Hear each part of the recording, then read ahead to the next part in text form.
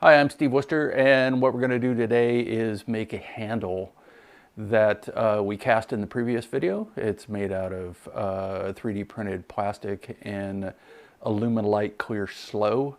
And what we're going to do is make that for the Niles / Craft Supplies pizza cutter. And this uses a 3/8/16 shaft.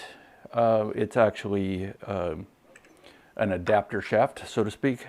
And it needs to be right at about under an inch. It's actually 0.92 something, or just under 24 millimeters at the receiving end here. And there's a couple ways you can chop, because this is threaded. To fit on there, you could use a Morris taper adapter that you can get from Niles, and it uses a drawbar, or you could get this direct thread on. This is a 1¼ by 8 with a nylon washer, and it comes with it, and I didn't think I needed it until I did. And then there's also this adapter that I'd highly recommend that fits over it, that will put you exactly at the diameter that you need for this. So the other option would be to use a bolt chucked into a drill chuck and put it in the headstock, and that would work fine. You're going to want to put 2 nuts on there so it doesn't try and screw itself on too hard. So let's go ahead and mount this up and get with the turning. All right, I've gone ahead and mounted this up. I have my headstock device on there, screwed on there. I have the blank threaded and screwed onto the Niles adapter. And then I'm using a robust live center. And what I have is just a little bit of the point sticking out. The plastic is fairly soft in a relative term. And the idea is to make something shaped about like this. It's just a real simple shape. It's easy on the hand, makes it easy to grip the cutter, so it's a little bit more safe. So I have my safety equipment on. I'm going to use 2 different skews. These are robust skews, matte Monaco designed. And what I've done is reground them a little bit to my liking, which is, hey, it's your tool. You can do what you want, right?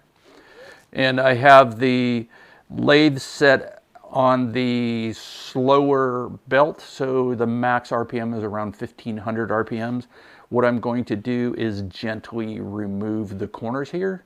And I say gently because it is plastic and it will tend to shatter a little bit. And the thing about this is, as it shatters multiple layers down, so it can take some stock removal to get you back down to where you need to be, and we don't want to compromise that. So let's give it a go.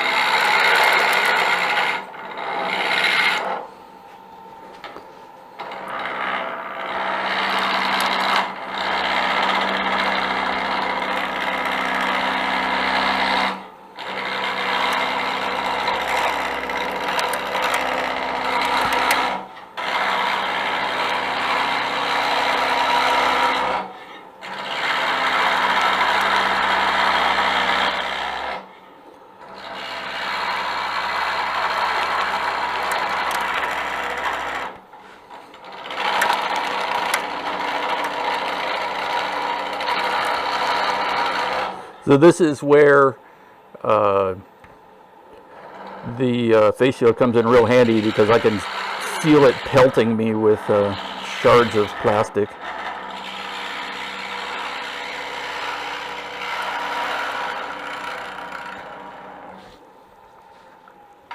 Okay, let's move the tool rest a little bit closer. So this uses a cross pattern in Cura, and then it's printed out in PETg, recycled PETg from Greengate 3D, and then it is cast into a mold that's 1.5 by 1.5 by 6-ish inches.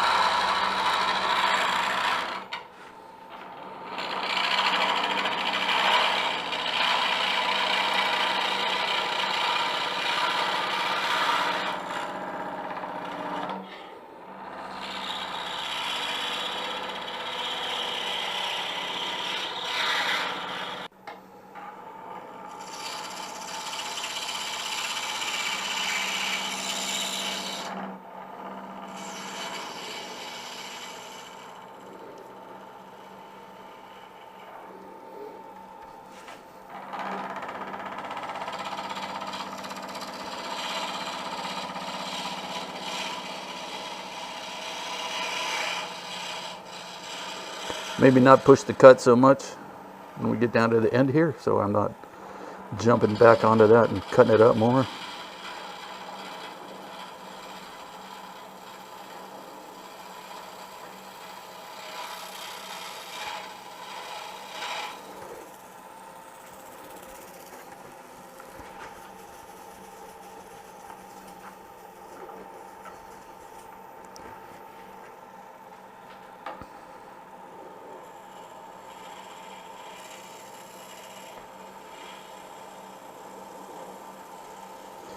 You want to make sure when you get to the end, you know where the end is. So that's why we want to clean this off enough so I don't jam the skew into the chuck again. Mandrel.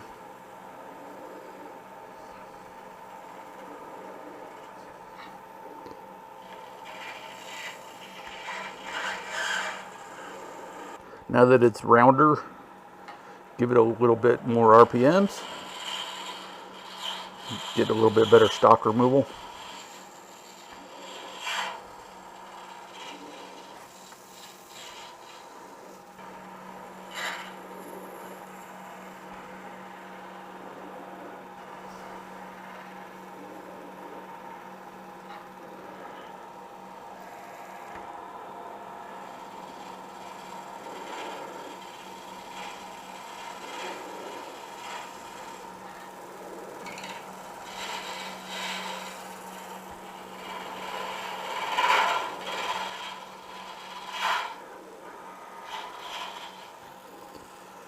The other thing is if you get too much on there, it starts whapping your knuckles.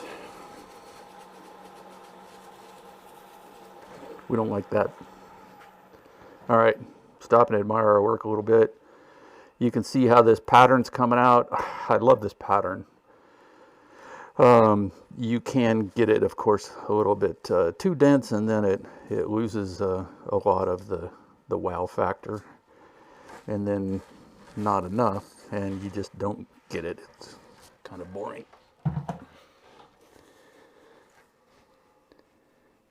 There's a trash can right here that I can dump these into. Quick evacuation.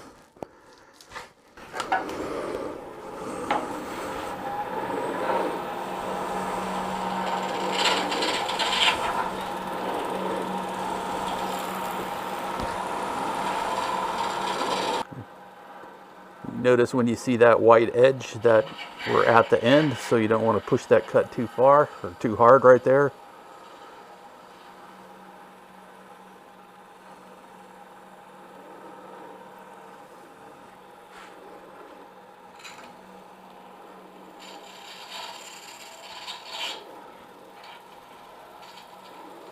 I mean, there is a number of different tools you could probably use for this.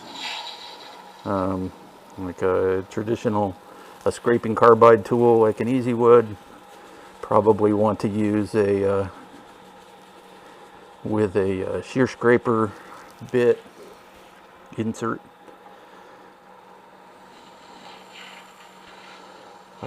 If you have the skill, maybe even a bidan.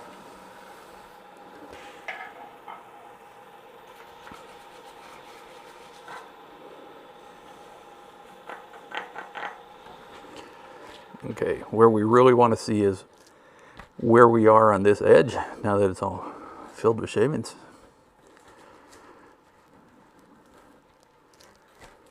Because this bushing acts as a stop. That's as thick as we want, or as thin as we want to go.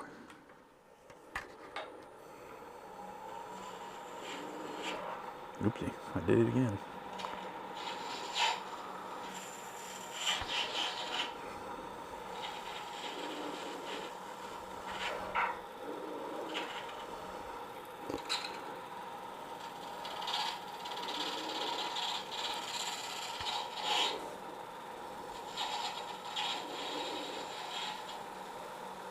A little bit smaller skew here.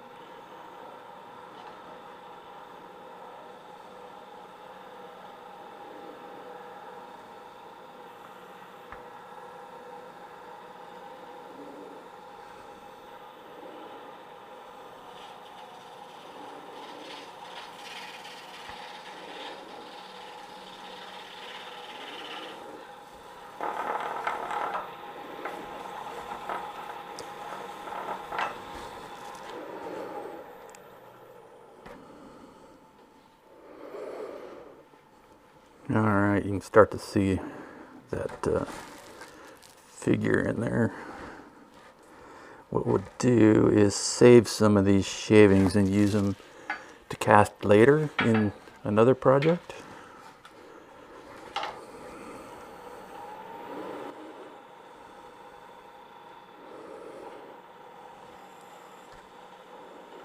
Okay, we want to make sure that we're getting down somewhat close to the final diameter here.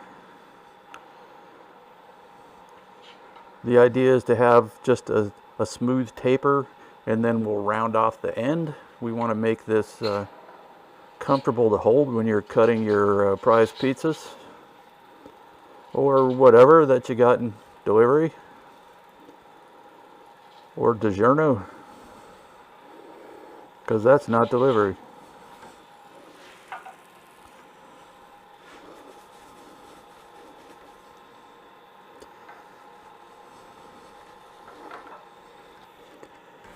All right, come back and check. If you look at our diameters here, we're just a smidgen. So this is, I lied, 23.37 millimeters, and this is about 24.4, so we're just about a millimeter in diameter off. If you look at the pattern on this side and flip it 180, and on this side, it's very similar. That means we're pretty close to being symmetrical or concentric. We're right at about the right diameter here. And so we're going to taper this back. Now, this particular one was about this long. I have rather large hands, so this works well for me. But you know, if you have somebody who has smaller hands and you're making it for them, and you know that they're going to be using it almost exclusively, then you know you may want to make this a little bit smaller here and not almost flattish, and then a bulb at the end. So by touching it, you know that you're almost at the end when it's in use.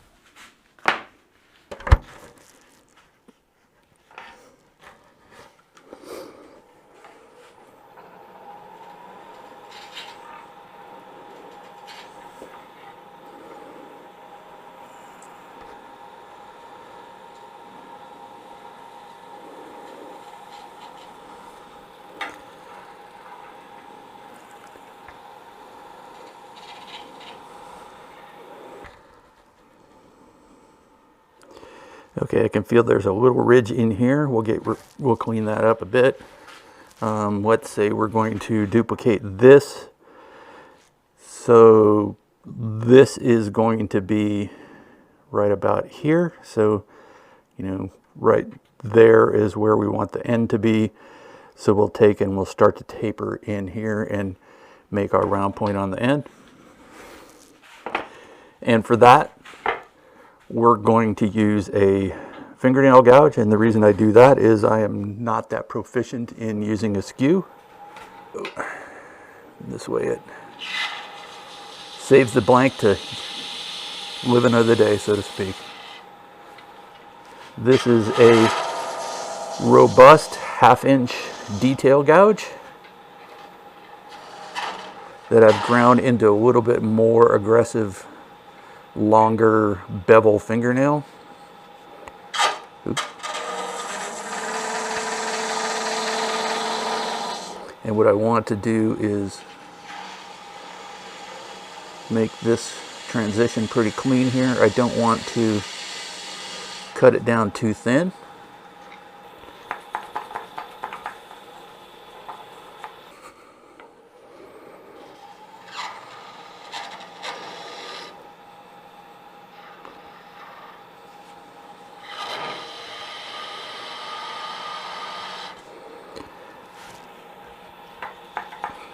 Okay, so okay, now I noticed that I have a little bit of a rib here, a gouge mark, if you will, or a skew mark. What I can do is take a freshly sharpened skew and use it as a negative rake scraper, just gently gliding that along there.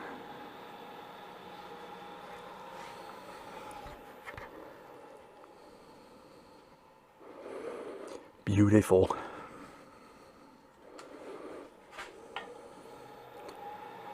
Just really gently. You could use this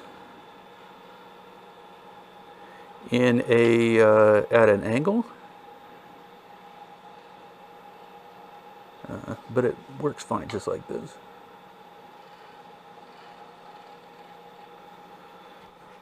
Now, if you're too aggressive, then you're going to start to get vibrations from it, and you'll get what essentially would be chatter marks on here.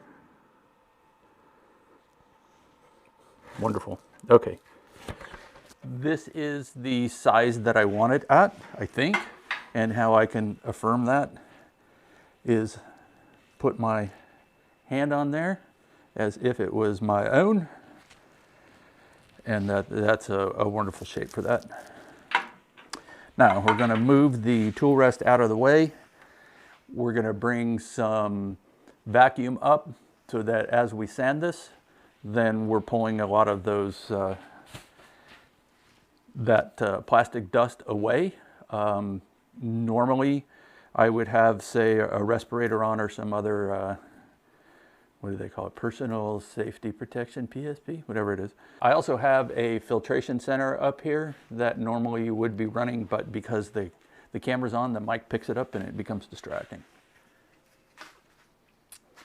Okay, we're gonna see how good my skew work is. I'm gonna start at 320, and worst case, I just have to back off and go, say, down to 240 and maybe even 180. It's fine. This is Mirka Galaxy. This is a hybrid aluminum oxide and ceramic on a hook and loop backed film base. So it's really flexible.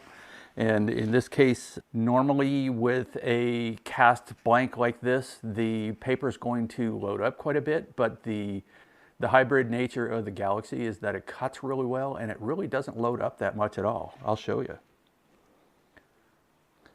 Air on, dust extractor.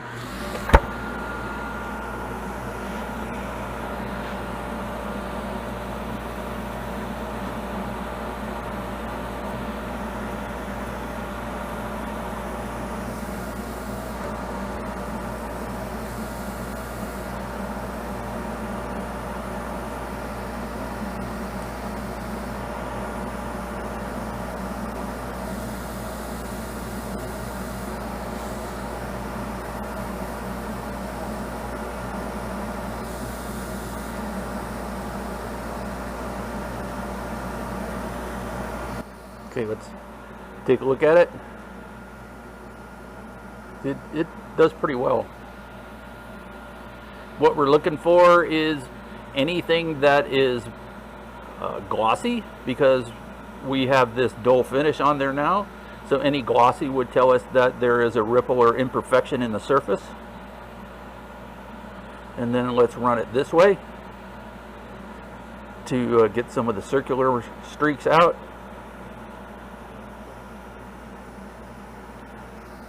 Does pretty well. Very pleased with that. Okay. The alternative to this would be use Abranet.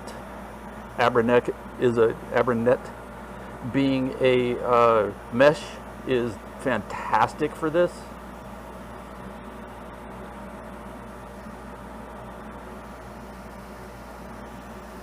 You could also do this wet sanding with this product. That's not a problem at all. Let's get down in the groove here.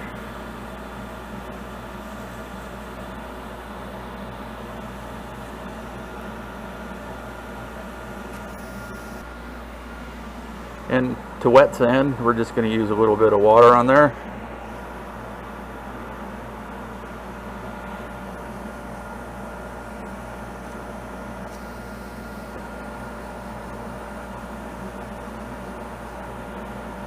And it makes a slurry, but it certainly keeps down the dust.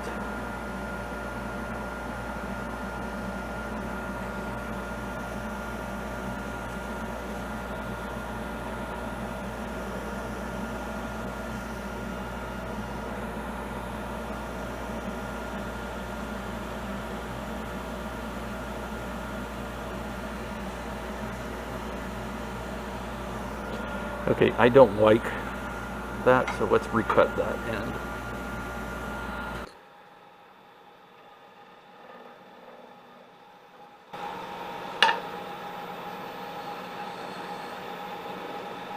Smooth that out a bit. You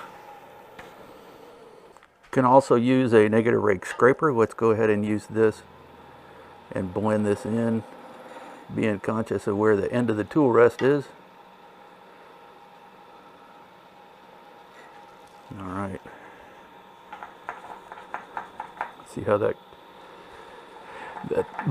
cove is now. I like that better. Okay. Okay, so we're at 400 now. Let's take a couple swipes with something that's 600. Okay, this is just using our this is called a protective pad, just as a barrier between your fingers and the sandpaper. A little bit of water.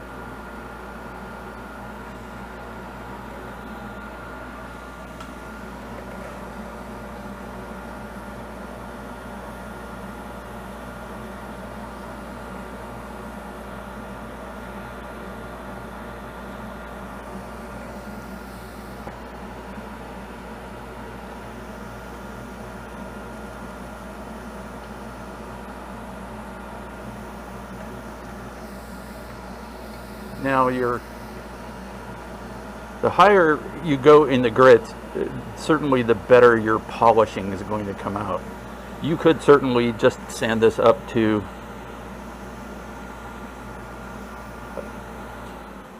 say 1,000 grit and get a matte finish, or say 2,000, 3,000, 4,000, get a satin finish, or a semi-gloss as they would call it.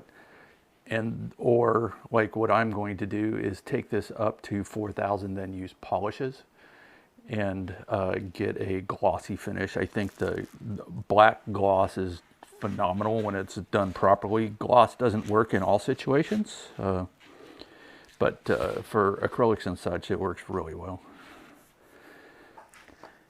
All right, now what I'm going to do for the fine sanding and polishing phase is I have Abranet. And this is a silica carbide on a permeable sponge back. I'm going to wet sand. I'm starting at 500, then 1,000, 2,000, 3,000, 4,000, and then we'll choose a polish. Now in this case, I don't have a towel down here. I'm not going to make a heck of a lot of mess, but the other thing is, because they're not super wet, but the other thing is that the robust American Beauty we're using has stainless steel ways, so rust isn't a problem. In your application, if you have a standard steel way, then you certainly want to use something to prevent the ways from getting wet and therefore rusting. We're at about, say, 1,000 RPMs right now. Normally I don't bother with speed. I turn at a speed that I'm comfortable with. You know, so obviously a smaller diameter object I can turn at a higher speed and feel comfortable. And in this case, certainly I have the tailstock still engaged. So I have a pretty good chance that it's not going to come off. Famous last words. Okay, we're at 2,000 now.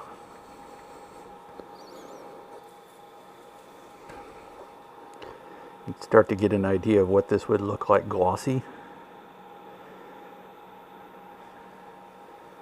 Now at 3,000.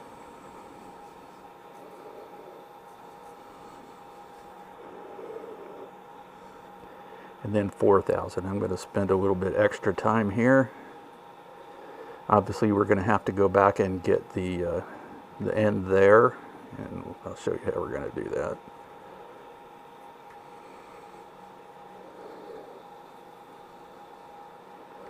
Now you could go up from here. If you're a micromesh person, you would go up to 12 billion or however fine micromesh goes. They have their own system.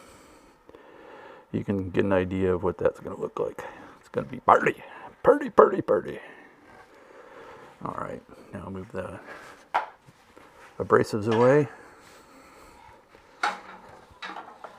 What we want to do is we're going to cut this through without a whole lot of jostle and jolting. Yeah. We're going to cut this through without a lot of jostling.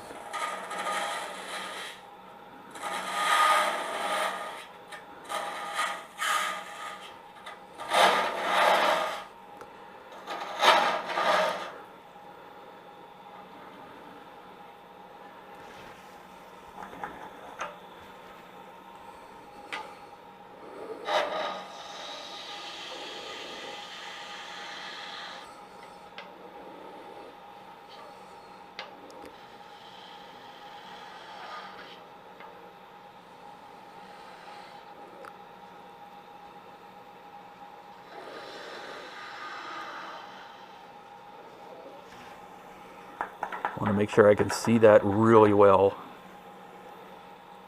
Clean up this edge maybe just a tiny bit.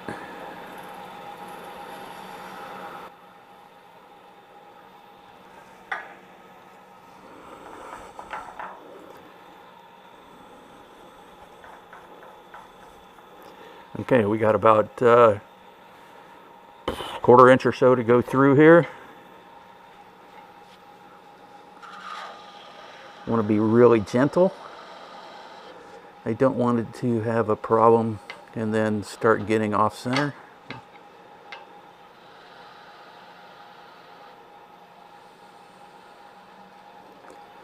Okay, we're free there. It's a little bit out of round or off center a little bit, but since all we're doing at this point is sanding, I don't think that's going to be a problem.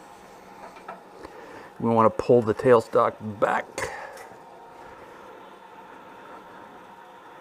Got a little nub there. We can take care of that actually a little bit with the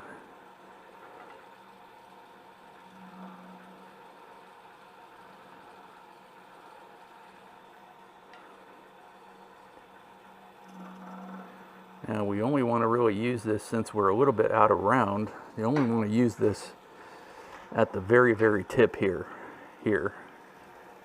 Because otherwise it's going to want to go and make this its concentric round again, and we don't want to do that. Okay, for this we're going to use 320 and get that little nub down.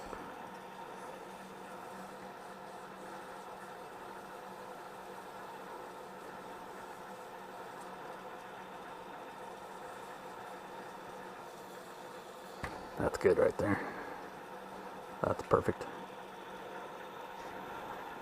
Okay, we're going to use a 400 now. Once again, this is a Mirka Galaxy, the hybrid. A wonderful product. Available in 2-inch and 3-inch on the website in 10 packs and 50 packs. All of those are stamped with the grit number on the back. The 3-inch has dust collection holes in it should you be using a sander that takes advantage of that. Alright, now let's go back through our grits here.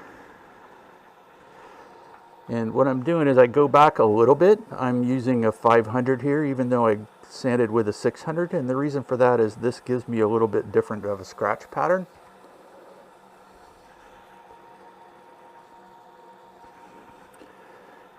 This product, Abranet, is great for acrylics and man-made products, as well as for clear coats and anything that you want to take to a really high polish level.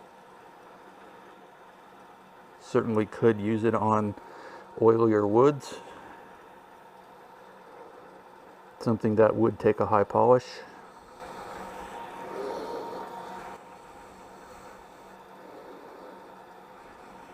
All right.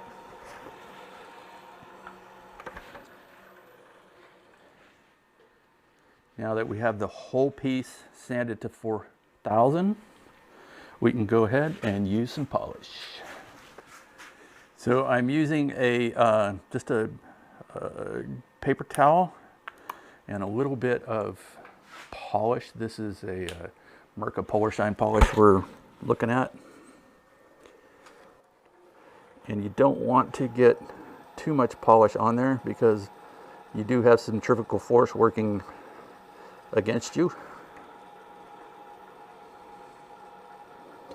But you can see how this starts to shine up pretty quick. I can see that reflection of the lights in there, and you can see as we get to the end it's not as pronounced.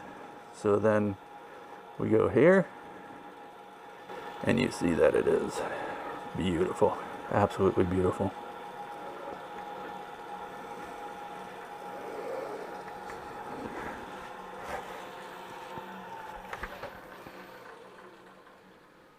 Okay, you can see how that came out. Wipe it down a little bit. That's a pretty durable finish as well, since it is just sanded acrylic. So let's take this off here. Now, if I didn't have that washer on there, it could be pretty much fused. All right, now made it up.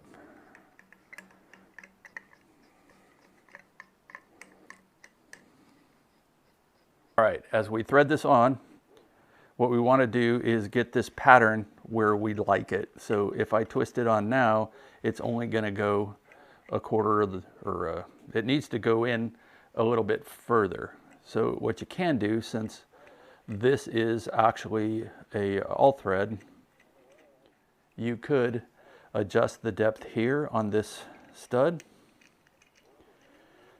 assuming you have threaded this deep enough, and then align that up. The other alternative is to sand this down a little bit, but you have to make absolutely sure that this is sanded level, and you want to make sure, because otherwise you don't want to get gaps in there. There's a potential for food to get stuck in that gap.